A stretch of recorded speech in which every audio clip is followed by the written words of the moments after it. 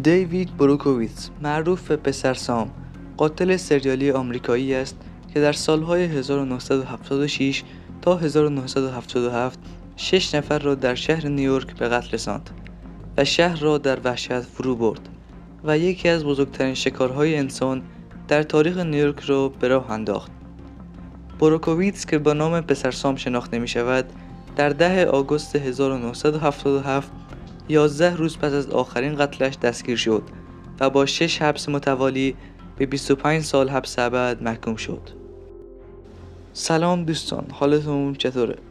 پرونده امروز در مورد دیوید بروکوویتز معروف به پسر سام قاتل سریالی آمریکاییه. اگر از این موضوع علاقه‌مند هستید لطفاً ویدیو رو تا آخر ببینید و نظرتون رو داخل کامنت ها بیان کنید. ریچارد دیوید فالکو از مادری یهودی فقیر در 1 ژوئن 1953 در بروکلین نیویورک متولد شد. هنگامی که چند روزه بود توسط خرده‌فروشان آمریکایی فروشگاه ابزارالات به فرزندی پذیرفته شد. گفته می شود که او در کودکی باهوش بود اما در نوع خودش مشکلاتی داشت.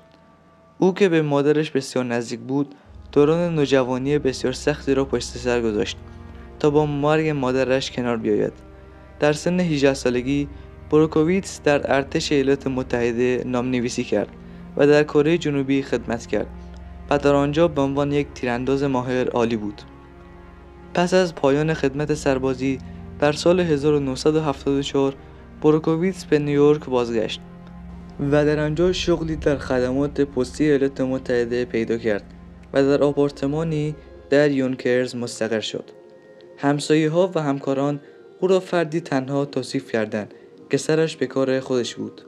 در 29 ژوئیه 1976 بروکوویتز همان پسر سام قاتل سریالی کشتار خود را با 2 دختر نوجوان جودی والتنی و دونا لوریا در برانکس آغاز کرد. این 2 نفر در ماشین والنتینی مقابل خانه لوریا نشسته بودند که بروکوویتز به سمت آنها شلیک کرد و لوریا را کشت و والنتینی را مجروح کرد. چند ماه بعد بروکوویتز دوباره دست به کار شد.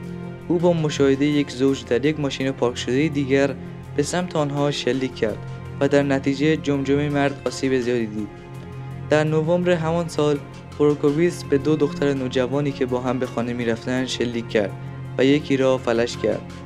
پلیس در آن زمان هنوز این حوادث تیراندازی را کنار هم قرار نداده بود تا متوجه شود که آنها به هم مرتبط هستند.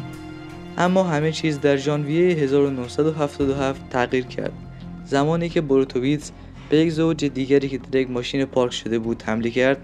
بروکوویتز با نزدیک شدن به کریستین و نامزدش 2 تیر شلیک کرد و به سر فرون اصابت کرد که بعداً مشخص شد که مرگبار بوده است. از آنجایی که بروکوویتز در تمام تیراندازی‌های خود از همان اسلحه کالیبر 44 استفاده می‌کرد، پلیس در تعقیب او بود و در ابتدا از او به عنوان قاتل کالیبر 44 یاد می‌کرد که بعدها به اسم پسر سام تبدیل شد. در ماه مارس بروکوویتز یک دانشجوی کالج در حالی که از کلاس به خانه می‌رفت به قتل رساند. ماه بعد بروکوویتز به یک زوج دیگر در ماشینشان حمله کرد. اما این بار نامه‌ای خطاب به کاپیتان پلیس نیویورک جوزف ورلی که برای اولین بار خود را پسر سام نامید و در همان نزدیکی باقی گذاشت. بروکوویتز در طول دوره‌های قتل خود نامه‌های متعددی را در نزدیکی اجساد قربانیانش به جا گذاشت و پلیس را به سخره گرفت. در نتیجه پوشش رسانه‌ای جنایت او گسترده شد و بروکوویتز از کانون توجه لذت می‌برد. در تمام این مدت نیویورکی‌ها در ترس از اینکه قربانی بعدی آنها باشند زندگی می‌کردند. آخرین ضربه بروکوویتز در ساعات اولیه 31 ژوئیه 1977 در بروکلین اتفاق افتاد. او به 3 دختر شلیک کرد. یکی از دخترها چند روز بعد درگذشت و دختر بعدی از یک چشم نابینا شد و بیشتر بینایی چشم دیگرش را از شدت جراحات از دست داد. خوشبختانه برای پلیس یکی از شاهدان در صحنه متوجه چیزی شد که به پیشرفت پرونده کمک کرد. در صحنه تیراندازی شاهدی مردی را دید که با خودرویی که بلیت پارکینگ روی آن بود در حال فرار بود. آن روز فقط تعداد انگشت شماری بلیت صادر شد و یکی از آنها برای بروکوویتس بود. در 10 اوت 1977 مقامات او را دستگیر کردند. بر اساس گزارش نیویورک تایمز، بروکوویتس زمانی که او را بازداشت کردند گفت خب من رو گرفتید.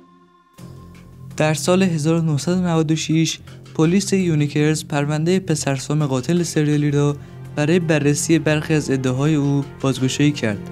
اما از آنجایی که هیچ یافته مقابل توجهی وجود ندارد، تحقیقات به حالت تعلیق در آمده است، اما بسته نشده است. اگرچه او بارها برای آزادی مشروط درخواست داده، اخیراً در سال 2016 و برای 16مین بار در سال 2018 واجد شرایط آزادی مشروط خواهد بود.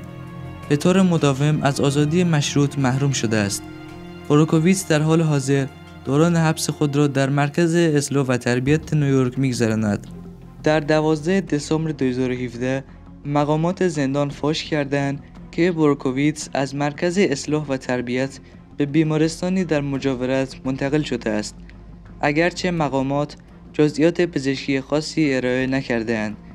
نیویورک پست گزارش داد که بروکوویتس قرار است تحت عمل جراحی قلب قرار گیرد. در فوریه 2018 نیویورک پست گزارش داد که بروکوویتس قبل از اولین عمل جراحی خود در دسامبر دچار حمله قلبی شده بود. در اواخر ژانویه 2018 او مجبور شد تحت درمان بیشتر قرار گیرد و مجدد به بیمارستان بازگشت. خب دوستان، این هم از پرونده امروز. اگر از این ماجرا خوشتون اومد لطفاً نظرتون رو داخل کامنت ها بیان کنید. تا ویدیوهای دیگر، خدا یار و نگهدارتون.